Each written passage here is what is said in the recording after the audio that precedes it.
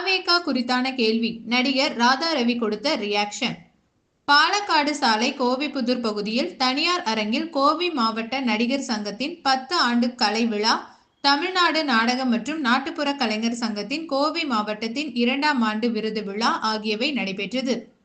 இந்நிகழ்ச்சியில் நடிகர் ராதா ரவி சிறப்பு விருந்தினராக கலந்து கொண்டார். இந்நிகழ்வில் சிறப்புரையாற்றிய நடிகர் ராதா ரவி, இந்த விழாவிற்கு வராதவர்களின் புகைப்படத்தை பேனரில் போடும் பொழுது கோபம் வருவதாக தெரிவித்தார். நாம் இல்லாதவர்களை புகழ்ந்துதான் நாசமாகிவிட்டோம் எனவும் கூறினார். காந்தியை சுட்டுக் கொன்றது இந்தியன்தான் எனவும், காந்தி நாட்டிற்கு கெட்டது ஒன்றும் செய்யவில்லை என தெரிவித்தார். நாடக கலையில் மிகப்பெரிய கஷ்டங்கள் உள்ளே இருக்கிறது எனவும், ஆனால் அதையெல்லாம் வெளியில் காட்டிக்கொள்ளாமல் நாடக கலைஞர்கள் அவர்களது திறமைகளை வெளிப்படுத்தி வருகிறார்கள் என தெரிவித்தார். ஒரு இந்தியன் தான், அவர் ஒன்றுமே தப்பா செய்யல.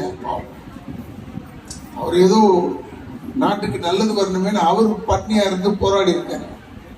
நல்லது செஞ்சா மட்டும் ஒத்துக்க மாட்டோம்.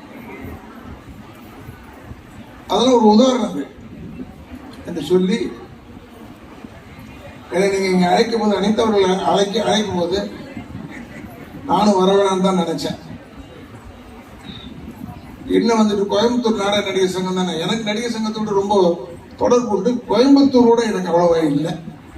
ஏன்னா கோயம்புத்தூர்ல இருக்கிறவங்க தென்னிந்திய நடிகர் சங்கத்தில் ஒரு 10 பேர் 20 பேருக்குள்ளதான் மெம்பர்ஸ் இருக்கும். அது வணக்கம். இந்த நிகழ்ச்சிக்கு நான் வந்ததுக்கு என்னென்னா, கோயம்புத்தூர் நாடக கலைஞர்கள் அவர்களுடைய பேரில் அவங்க எல்லாருமே சேர்ந்து செய்கிற இந்த ஒரு நிகழ்ச்சிக்கு நான் வர வேண்டும். ஏன்னா இதில் நிறைய பேர் போட்டிருந்தாங்க. பட் இருந்தாலும் அவங்களாம் வரல. இருந்தாலும் சொல்லிட்டு இது வரேன்னு. அதுலேயும் நாடக நிகழ்ச்சின்னா நம்ம வராமல் இருந்தோம்னா தவறாகிடும். நிறைய வேலை இருக்குது மெட்ராஸில் சொன்னால் யாருக்கு தெரிய போகுது இல்லை. இருந்தாலும் அதையெல்லாம் மீறி எனக்கு தெரியும் இந்த நாடக கலைஞர்கள் பிரமாதமாக இருக்குன்றது எனக்கு தெரியும். ஏன்னா எனக்கு முதல்ல ஈடுபாடோடு இருந்தேன். இப்போ கொஞ்சம் வெட்டு விலகிட்டேன். ஆனால் வரும்போது என்னை உபசரித்தவர்கள் நான் வர வேண்டும் சொன்னவர் அனிதா. என்னை உபசரித்தவர் இந்த கல்லூரியில் வருவார். அவர் விஜயன் ஏர்போர்ட்லேருந்து என்னை கூப்பிட்டு ஹோட்டலில் இறக்கி விட்டுட்டு திருப்பி ஹோட்டலுக்கு காலையில் என்னை கூப்பிட்டு அந்த கோயிலுக்கு போனார், சாய்பாபா கோயிலுக்கு.